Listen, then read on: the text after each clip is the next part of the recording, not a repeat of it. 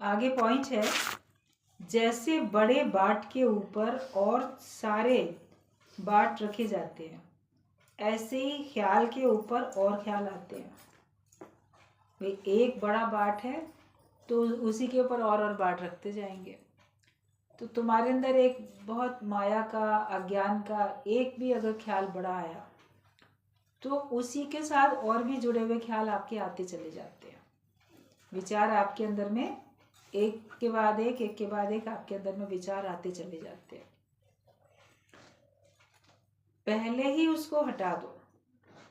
पहला विचार जो आए अज्ञानता का, उसको उसी समय हटा दो, उसको अपने अंदर रहने नहीं दो, वरना वो अपने संगी साथियों को ले आएगा और फिर आप उन सबको एक साथ वश में नहीं कर पाओगे। एक एक के साथ तो मुकाबला कर लो।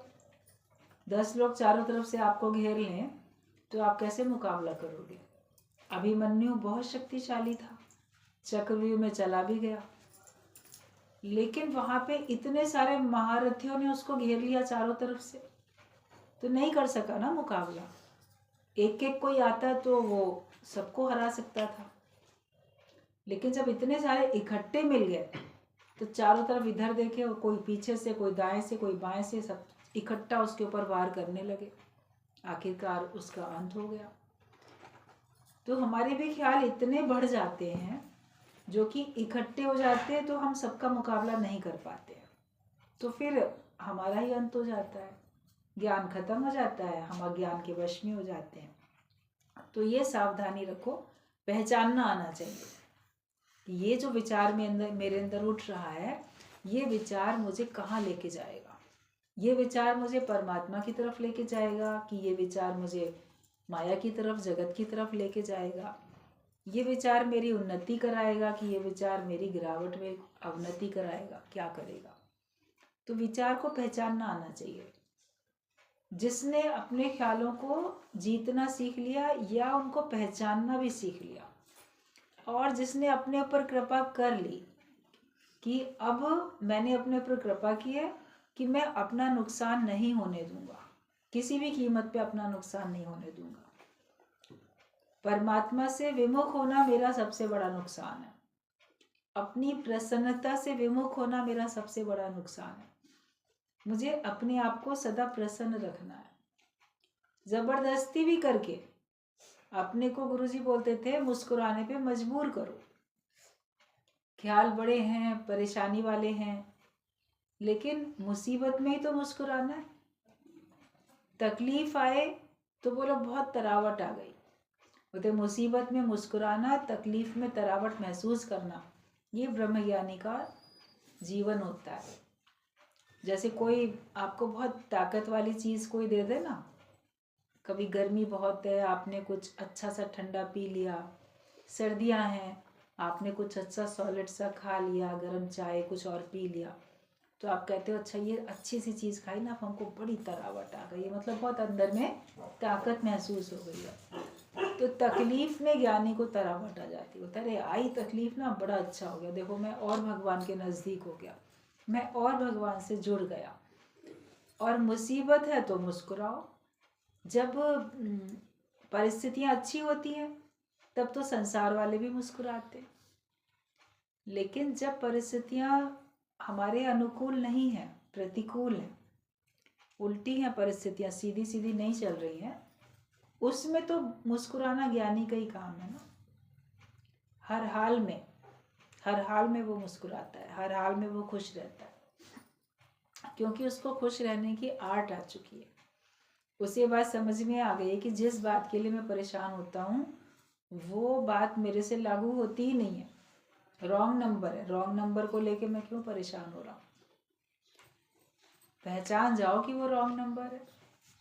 सही है तो आप बात करो किसी से, लेकिन जिसको आप जानते नहीं, पहचानते नहीं, अजनबियों से बात करके अजनबियों की बात पे विश्वास करते ही क्यों हो। तो संसार के जो ख्याल हैं उनको समझो कि वो अजनबी हैं, मेरे मित्र नहीं है, इसलिए मैं उनकी बात पे विश्वास करके उनके हिसाब से रिएक्ट नहीं करूँगा। ये पहचानना आना चाहिए। अपने आप को जानो, अपने को पहचानो, और उसके अतिरिक्त हमारा और कोई पुरुषार्थ नहीं, और कोई यत्न साधन कुछ भी नहीं। विवेक खुल जाए और हमारी उन्नति होती चली जाए। तो तुम्हें ख्याल आएंगे, एक के बाद एक आते जाएंगे और वो तुमको भारी बना देते हैं। पर गुरु कहता है कि मन मुझे दे दो और तुम हल्के हो जाओ।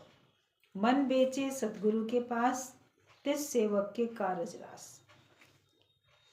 मन को कैसे बेचेंगे? कोई वस्तु तो है नहीं कि जाके बेच दी आपने, बदले में कुछ पैसा मिल गया। पहले ज़माने में जब सिक्के रुपए नहीं चलते थे, इनको नहीं बनाया गया था, तब जो व्यापार शुरू हुआ तो वस्तु से वस्तु का होता था।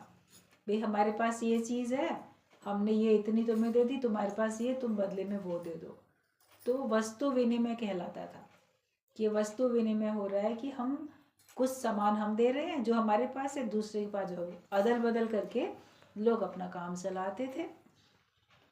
फिर मुद्रा विनिमय शुरू हो गया, भाई मुद्रा आ गई, पैसा आ गया, तो फिर आपको वस्तु के बदले में कोई दूसरी वस्तु देने की जरूरत नहीं, वो पैसे से आप कुछ भी खरीद लो, उसकी अपनी कीमत है, कुछ भी खरीद लो, जैसे आजकल आप कुछ भी खरीद लेते हो। तो हम मन को कैसे बेचेंगे? जब ज्ञान में आते हैं तो समझ में आता है कि मन में जो विचार है, वो विचार हम गुरु को देंगे, वही मन को बेचना होता है। उनके बारे में बताएंगे और उनको सौंप देंगे। जो चीज़ हमने किसी को बेच दी, बेचने के बाद दुकानदार उस पर अधिकार थोड़ी रखेगा, क्योंकि उसने बदले में उसकी कीमत ले ली। तो आपने मन दे दिया गुरु को और बदले में ज्ञान ले लिया, बदले में सही समझ ले ली, तो अब वो जो मन के विचार आपने दे दिया उसके ऊपर तुम्हारा अधिकार थोड़ी है, अब वो तो गुरु के हो गए। अब गुरु का काम है, उसको चाहे जैसे भी करे।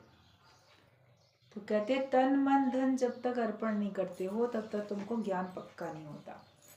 तो लोग क्या समझते हैं, तन से ना भेंट हो जाए, जाके घर बार छोड़ के आश्रम में रहे, फिर हमारा जो गुरु है वो हमारे तन के साथ कुछ भी करे। उसमें तो लोग कितनी खराबियां कर रहे हैं, इस शब्द का अर्थ का अनर्थ करके संसार में तो बड़ी खराबियां हो रही हैं। और भोले भाले जो शिष्य होते हैं तो वो बोलते हैं ठीक है, जैसे गुरु चलाएगा वैसे ही चलेंगे। मन को बेचना भी, मन को सारी बातें मन की बता देते हैं, धन भी सारा अपना इकट्ठा होता है, उन्हीं को दे देते हैं ले जाके कि ठीक है सब आपको दे दिया, दे तो दिया सब, बदले में ज्ञान मिला, बदले में आत्मा का निश्चय मिला, बदले में क्या मिला? आपने तन भी दिया, मन भी दिया, धन भी दिया। वो ऊपर से संत साधु ज्ञानी ये सब कहलाते हैं, मगर अंदर से तो ठग हैं, जो कि आपका सब कुछ ले भी लेते हैं, समय भी लेते हैं, और आपका तन मन धन सब लूट लेते हैं, और बदले में आपको ज्ञान भी नहीं देते, आत्मा का निश्चय भी नहीं देते, मुक्ति भी नहीं मिलती, बल्कि आप माया में ही फंस जाते हो। जिन बातों से हमको छूटना था, विषयों से विकारों से हमको छूटना था, और विषय विकारों में और अटक जाते और फंस जाते। माया से छूटना था, माया में और अटक जाते। कर्मों से छूटना था, कर्मों में और पड़ जाते। निष्काम कर्म कौन सिखाता है? कोई सच्चा ब्रह्मज्ञानी होगा वो आपको निष्काम कर्म सिखाएगा, वरना सब सकामी कर्म में ही आपको डाल देते हैं। आश्रम में रह रहे हो तो जाके दान मांग के लाओ, भिक्षा मांग के लाओ, यहाँ के लिए ये करो, तो कर्मों में तो लगा ही दिया। कर्तापना आपके अंदर में रहता ही रहता है। कर्म से कोई छूट नहीं सकता, लेकिन कर्तापने से तो छूट सकता है। वो लोग इतना ज्ञान नहीं दे पाते जो कि कोई कर्तापने से छूट जाए। और अगर मान लो सुनाया भी जाता है यही ज्ञान, यही शब्द सुनाए भी जाते हैं, तो वो लोग केवल बुद्धि तक समझ के बोलते रहते हैं, अनुभव में नहीं बोलते, उनके अंदर का अनुभव नहीं होता। गुरु आपको सच्चा जो होता है विवेक खोलता है सत्संग में बुला के, और आपको अनुभवी बनाता है, तब आप दुख सुख से छूट पाते हो। आप ज्ञान लो और अपना अज्ञान दो, ये व्यापार करो। आपके अंदर जो भी विचार उठते हैं वो अगर ज्ञान के हैं तो ज्ञान के भी विचार बताओगे, अज्ञानता के हैं तो अज्ञानता के भी विचार बताओगे। अज्ञान के विचार बता दोगे तो उनसे आपका छुटकारा हो जाएगा, ज्ञान के विचार बताओगे तो सबका भला हो जाएगा। नहीं, तुम्हारे अंदर से जो अच्छी बात कुछ प्रकट हुई तुमने सबके साथ शेयर की, बताई। गुरु को तो आपको अपनी हर बात बतानी चाहिए। ये होता है मन बेचे सतगुरु के पास। और अगर अपने ख्याल नहीं बताते हैं तो वही ख्याल हमको भारी करते जाते हैं। जितनी बातें संसार की आप अपने अंदर रखोगे, क्या करें बता के, क्यों बताएं, तो फिर आप ही को तो भारी करती रहती है वो बातें। आप बता देते हो तो हल्के हो जाते हो, आपका जीवन सुंदर बनता जाता है। तो यही होता है कि तुम मन मुझे दे दो, गुरु बोलता है, तो तुम हल्के हो जाओगे। तो अपना मन जो है वो भगवान को देना, गुरु को देना, मतलब अपने ख्याल उनको बता देने हैं। और फिर उसके ऊपर से जो आपको युक्ति मिले उसका आपको पूरा पूरा पालन करना है, जो भी युक्ति आपको मिलती है। और जो अपना मन दे देता है उसके काम सब संवर जाते हैं। जो उसके बिगड़े हुए काम थे वो उसके बिगड़े हुए काम सब ठीक हो जाते हैं, उसके काम सब संवर जाते हैं। और अगर आप अपना मन देते नहीं हो, अपने ख्याल बताते नहीं हो, तो वो तो अज्ञान आपके अंदर रह ही जाता है। उस पॉइंट पे आप कच्चे ही तो रह जाओगे, पक्के आप हो नहीं सकते। तो इसके लिए अगर आप चाहते हो कि आपके सारे बिगड़े काम बन जाएं तो अपने मन की बात बताओ ज़रूर, लेकिन बताने के बाद जो आपको ज्ञान दिया गया, जो आपको समझ दी गई, जो आपको युक्ति बताई गई, उसके ऊपर चलना भी तो है हमको। उसके ऊपर चलते हो नहीं तो केवल सुनने का ज्ञान थोड़ी है। अभी डॉक्टर के पास जाओ, वो आपको पर्चा लिख के देता है, ये दवाई आपको लेनी है, तो दवाई आपको खरीद के खानी है ना। केवल पर्चा लेने से काम थोड़ी चलेगा। तो वाणी केवल डायरी में लिख लेने से काम थोड़ी चलेगा, या दिमाग में, दिल दिमाग में लिख लिया, अपने व्यवहार में नहीं उतारी, तो उससे काम थोड़ी चलेगा। जो कुछ बताया गया उसको अमल में भी लाना है, उसको अपने जीवन में उतारना भी है, आज्ञाकारी हमको बनना है। तो फिर हमारे सारे काम जो होते हैं वो संवर जाते हैं। ज्ञानी के, भगवान के भक्त के, सेवक के जो भी बिगड़े काम हैं वो सब संवरते चले जाते हैं। कि मन बेचे सदगुरु के पास, तिस सेवक के कारज रास। उसके जितने भी कारज हैं, जितने कार्य हैं उसके, वो सब सही हो जाते हैं। गुरु रूपी दर्पण में अपना स्वरूप देखो। आईने के सामने खड़े होते हो तो आप आईने को थोड़ी निहारते हो, अपने आप को निहारते हो। आईना कैसा भी है, छोटा है, बड़ा है, गोल है, चौकोर है, कैसा भी है आईना, मगर उसके सामने खड़े होके तो आप अपने आप को ही तो देख रहे होते हो और अपने को संवारने में लग जाते हो। तो गुरु के सामने आके आप अपना स्वरूप देखो, अपने को संवारने में लग जाओ। बाकी डस्टिंग करनी होती है तो धूल झाड़ते ही झाड़ते हो, आईने पे भी धूल है उसको भी झाड़ोगे, लेकिन उसकी धूल झाड़ रहे हैं क्यों? क्योंकि हमें अपने को देखना है, इसलिए।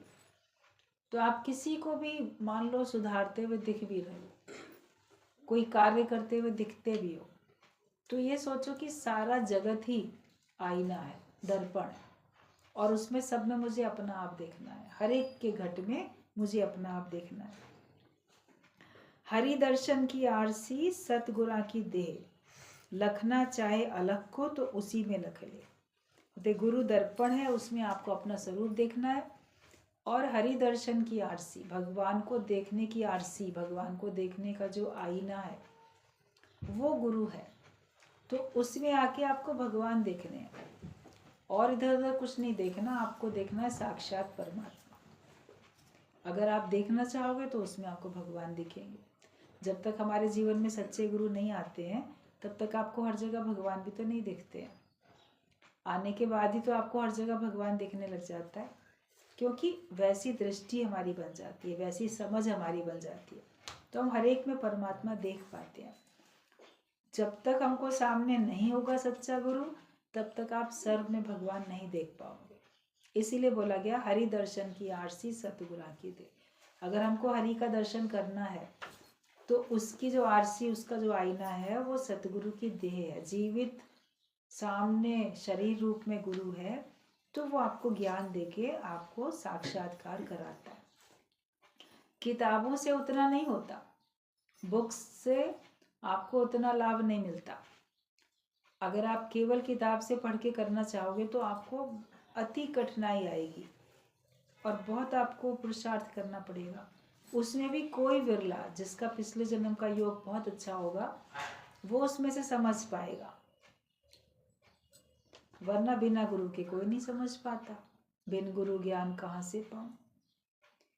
हर एक कोई तो भगवान बुद्ध नहीं बन जाता ना कि बिना गुरु के उसने इतनी साधना करके आत्म साक्षात्कार किया।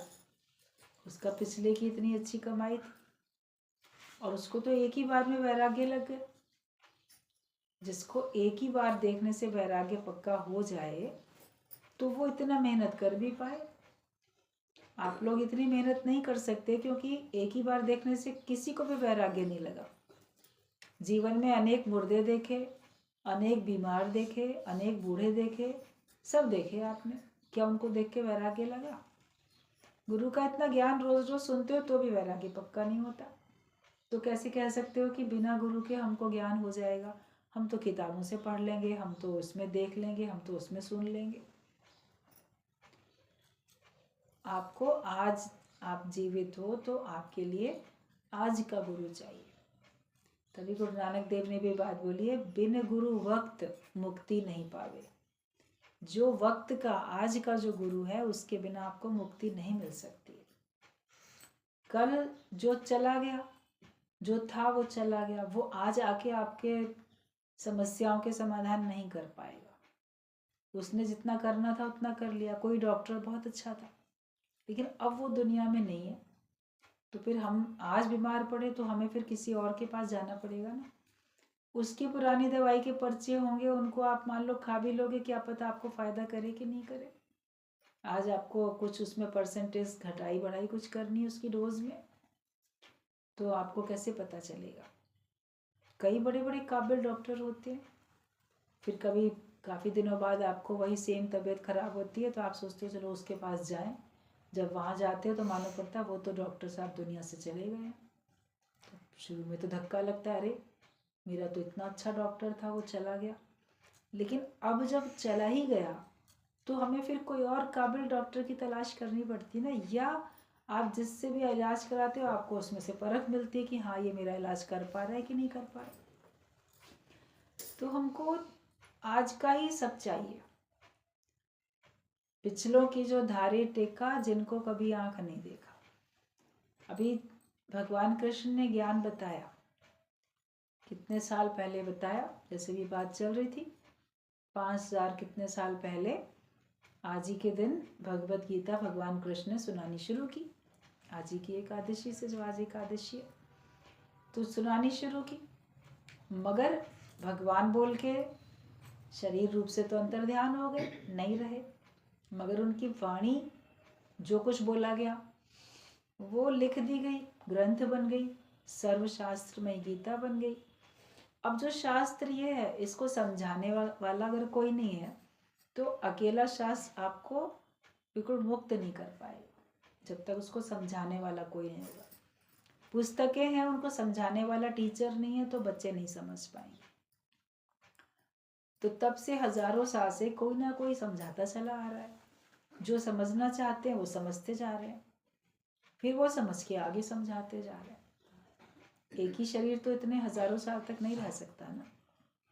हर एक की सब जैसे कि एक हद है, लिमिट है, उसके आगे उसका शरीर नहीं चलेगा, वो तो नहीं चलेगा। जितनी चाबी भरी राम ने उतना नाचे खिलौना।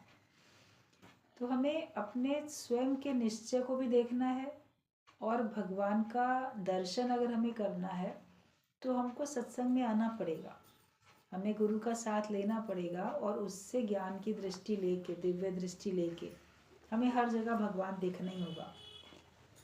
तो हम चाहेंगे तो उसी के द्वारा हमको मिल जाएगा। गुरु ब्रह्मा गुरु विष्णु गुरु देवो महेश्वरा, गुरु साक्षात परब्रह्म तस्मै श्री गुरुवे नमः। इसीलिए गुरु को नमन किया जाता है कि गुरु को जब तक हम साक्षात ब्रह्म नहीं जानेंगे तब तक आप मुक्त भी नहीं हो पाओगे। कहते जाकी रही भावना जैसी, प्रभु मूरत देखी तिन तैसी। और जो जैसा भाव जगाए वो वैसा ही फल पाए। अगर आप उसको साक्षात ब्रह्म करके जानते हो तो आप ब्रह्माकार वृत्ति में टिक जाते हो, आप मुक्त हो जाते हो। आप उसी को साधारण करके जानोगे तो तुम खुद भी साधारण रहोगे। आप गुरु को जैसा जानोगे, जितना प्रभाव वाला जानोगे तुम उतने प्रभाव वाले बनोगे। उसको साधारण समझो, उसको कुछ नहीं समझोगे तो तुम भी कुछ नहीं रह जाओगे। आपकी श्रद्धा जितना दिखाएगी उतने ही आप देखोगे और उतने ही आप बनोगे। लहड़े ने गुरु नानक देव को साक्षात पारब्रह्म परमेश्वर करके जाना, तो वो उस अवस्था तक पहुंच गया, उसको गुरु की गद्दी भी मिल गई। लेकिन आज्ञाकारी होने के बावजूद भी थोड़ी सी जो मन बुद्धि चला रहा था, वो अधूरा शिष्य रह गया। बाबा बुड्ढा जो कहलाता था, वो उनको एक अच्छे संत हैं इतना समझता था, तो वो खुद भी अच्छा संत के तक ही सीमित रहा। ब्रह्मज्ञानी वो उस पद पे, उस जगह पे वो नहीं पहुंच पाया, क्योंकि उसने गुरु को देखा ही उतना करके। तभी बोला गया कि गुरु ब्रह्मा विष्णु महेश सब है। जब आप उसमें सब देखते हो तो आप भी तो वैसे ही पहुंचते हो। जो जैसा जानता है वो वैसा खुद हो जाता है। अपने को जहाँ तक आप पहुंचाना चाहते हो तो औरों में वही भावना रखनी शुरू कर दो। कहते हैं संत को सब संत नजर आते हैं, चोर को सब चोर नजर आते हैं। आपकी दृष्टि जैसी होती है वैसी सृष्टि आपके लिए तैयार हो जाती है। ज्ञानी की दृष्टि सर्वत्र परमात्मा की है तो उसके लिए परमात्मा की सृष्टि तैयार हो जाती है। जो सबको अच्छा करके देखता है उसके लिए सब अच्छा हो जाता है। सब सत्य करके देखता है उसके लिए चारों तरफ सत्य सत्य। आप सत्य किए सब सत्य। खुद सत्य अपने को जानता है तो सबको सत्य समझता है। और बाकी देखोगे सब जगह झूठ है तो आप भी तो झूठ में ही पड़े हो। मतलब देह मान रहे हो ना अपने आप को, अपने को देह मानते हो, यही झूठ है। क्योंकि देह तो झूठी 5 तत्वों की बनी है, मिटने वाली है। तो हम क्या समझते हैं, जैसा हम समझते हैं वैसे हो जाते हैं। लेकिन जो गुरु को बिल्कुल सबको समझता है तब उसके आगे वास्तव में श्रद्धा से झुकता है, श्रद्धा से नमन करता है। और जो झुकता है वो फिर उतना ऊंचा भी उठता है। हमारा अवतार तो आज का गुरु ही है, जो हमें माया की दलदल से निकालकर अपने निज स्वरूप का पता देता है। माया की दलदल से गुरु निकालता है, मोह की दलदल से गुरु निकालता है और हमको हमारे निज स्वरूप का पता देता है। इसलिए उसको हमारा मन अवतार करके जान पाता है। बोलते अवतार कौन है? जो अब तुम्हें तार दे आके, जो अब आए तुम्हारे जीवन में और तुमको तार दे, तो वो अवतार हो गया हमारे लिए। बाकी तो अवतार आए हैं युग युग में, एक एक युग में एक एक ऐसे महान महान कार्य करने के लिए, अपना आदर्श दिखाने के लिए, धर्म की स्थापना करने के लिए, कोई एक बड़ी शिक्षा देने के लिए, या अत्याचारियों को उनका उचित जो दंड है वो देने के लिए। तो भगवान प्रकट होते हैं, युगे युगे प्रकट होते हैं। लेकिन हर एक के अंदर भी तो भगवान है ना, वो भी तो प्रकट होते हैं ना। आप अपने अंदर के भगवान को प्रकट करो, ज्ञान से ही आप प्रकट कर सकते हो। तो गुरु को भी जब आप समझते हो कि इसने मुझे माया की दलदल से निकाल दिया, मोह की दलदल से निकाल दिया, मुझे भव सागर से पार लगा दिया, मुझे तार दिया। भगवान से कहते हैं ना, भगवान तारो मुझे, मतलब कि इससे मुझे उपराम करो, डूब रहा हूँ मैं तैर नहीं पाता, तुम ही मुझे तार दो, उस पार पहुंचा दो। तो गुरु का ये काम होता है। तो जो हमको ऊंचा उठाए, खुद हमको ऊंचा उठा दे, तो वो हमारे लिए साक्षात अवतार हो जाता है। वैसे गुरु तुमको भी वैसे ही बना देता है, जो कार्य खुद करता है वो तुमको भी वैसे ही बना देता है और अपने निज स्वरूप का पता देता है। हम वास्तव में कौन है इस बात का पता हमको था ही नहीं, लेकिन जब हमको सच्चा गुरु मिलता है तो समझ में आता है कि सचमुच में मैं ये देह तो नहीं हूँ। और अपने को देह मान के कितना दुखी सुखी हो रहा था, माया को सत्य समझ के हम कितने दुखी सुखी हो रहे थे। तो अब ये माया मिथ्या हो जाती है और सचमुच में हमको भगवान ही सबसे मुख्य नजर आने लग जाते हैं। आजकल संसार में लोग बोलेंगे भगवान तो ठीक है अपनी जगह पे है, लेकिन माया तो ज़्यादा है, क्योंकि माया भगवान से अधिक प्रभावशाली उनके लिए है, आपके लिए नहीं होगी। अगर आप भगवान के भक्त हो तो आप कह सकते हो क्या करूं तेरी वैकुंठ को जहाँ साध संगत ना हो। मगर जगत वाले थोड़ी ऐसा बोलेंगे, बोले ठीक है भगवान अपनी जगह है, उसको मानना चाहिए, समय समय पे हाथ जोड़ लेने चाहिए, या चलो रोज़ भी मान लें। दुकानदार लोग रोज़ दुकान खोलने से पहले भगवान की खूब पूजा करेंगे, आरती उतारेंगे तस्वीरों की, सब करेंगे। तो क्या भगवान के लिए कर रहे हैं? वो इसलिए कर रहे हैं कि मैंने दुकान खोली है, मेरी दुकान दिन भर में बहुत अच्छी बिक्री हो। भगवान को क्यों पूज रहे हैं? वो माया के लिए। लेकिन भगवान को भगवान के लिए तुम पूजो ना, परमात्मा को परमात्मा के लिए। और भगवान माया दे दे इसलिए पूजते हो, लेकिन जो उसने दे दिया उसके शुक्राने के लिए भी तो करो।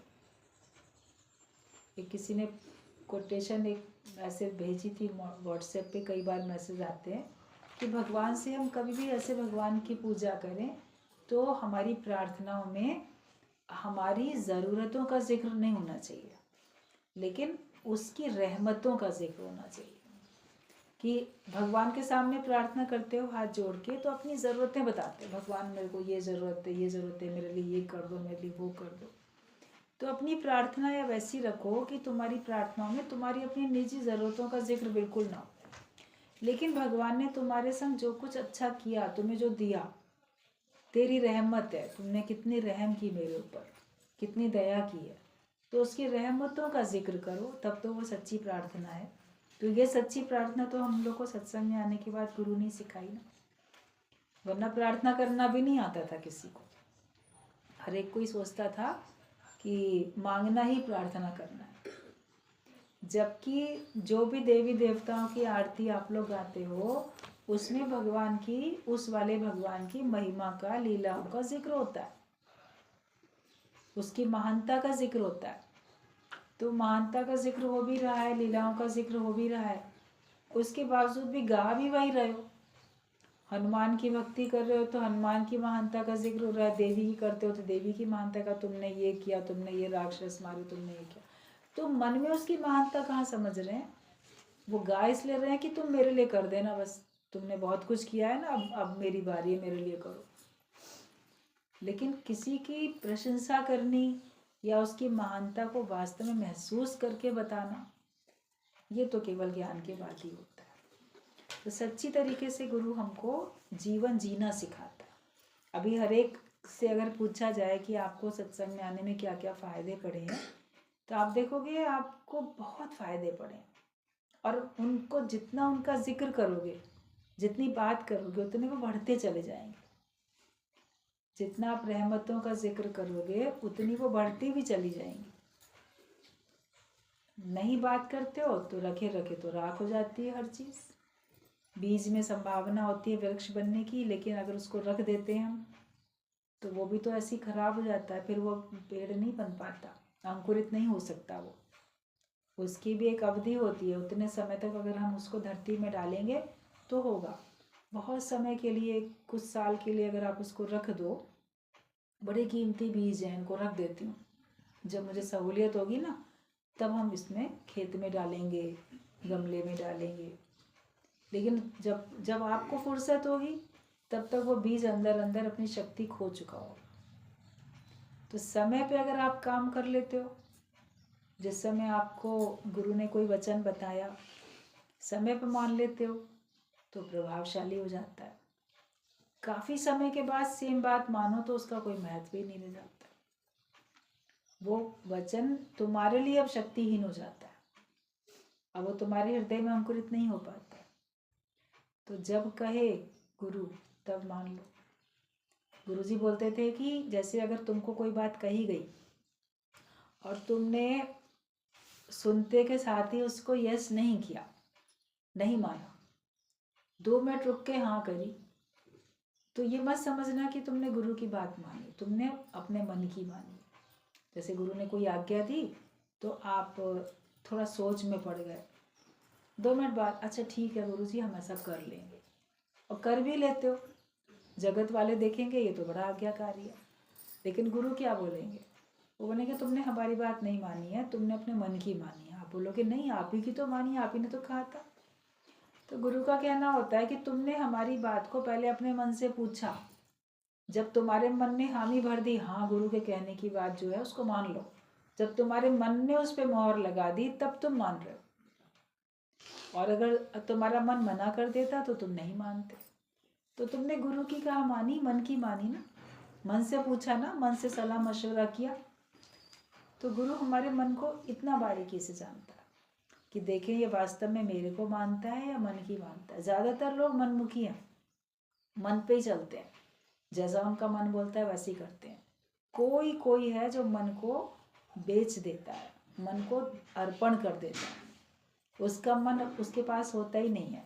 ना मेरा मन ना मेरा तन, है ही नहीं, बस तुम ही तुम हो। भगवान सब जगह पे तुम ही हो, ना मेरे पास मेरा मन है ना मेरे पास मेरा तन है। क्योंकि वो फिर अपनी मन बुद्धि चलाता नहीं है, मन बुद्धि उसने सारी अर्पण पहले ही भगवान को कर दी, गुरु को कर दिया। ये सोचो कि जो बात आज मुझे कही जाती है उसको मानने में आज मुझे कोई फ़ायदा नज़र नहीं आ रहा, मगर आखिरकार इसमें फ़ायदा होगा, तभी बोला गया। और जिस बात में हम फ़ायदा समझ रहे हैं, क्या पता उसमें नुकसान छिपा हो, तो वो काम नहीं हो रहा। तो वो बात जब समझ जाएंगे तब आप देखोगे कि सचमुच में तुम अपने स्वरूप को पहचान सके हो। वरना ऐसा मैं कैसे हूँ, वैसा मैं कैसे हूँ लोग करते रहते। बच्चे जैसे, छोटे बच्चे टीचर की बात को यस करते हैं, या किसी ऑफिस में कोई काम करता है तो वो अपने मालिक को यस करता है, ऐसे गुरु को भी हमको यस करना है। गुरु जी बोलते थे कि जैसे बोला गया कि तत्त्वमसि, तो बोलो अहम ब्रह्मास्मि। गुरु बोलता है वो तत्व तुम हो, तो तुम कहो हाँ मैं वो हूँ। गुरु कहते हैं कि तुम भगवान हो, तो बोलो हाँ मैं भगवान हूँ। कैसे हूँ इसका विस्तार हो जाएगा, लेकिन मान तो लो सारे संसार में भगवान ही भगवान है, मान तो लो। कैसे है उसका तो विस्तार सत्संग में होता ही है, पता चलेगा। लेकिन डिनाई कर देते हैं पहले ही, नहीं इनकी बात सही नहीं है, मेरा मन जो बोल रहा है वही सही है। तो फिर आप मिथ्या भाव में पड़े हो तो मिथ्या में रह जाओ। जैसे होना चाहते हो उसके लिए आपको विवेकवान होना पड़ेगा। तो गुरु हमारा अवतार है आज का, जो कि हमको माया की दलदल से, मोह की दलदल से निकालता है और अपने निज स्वरूप का पता बता देता है। आपको पता चल गया, फिर आप वो पता औरों को बताते चले जाओ।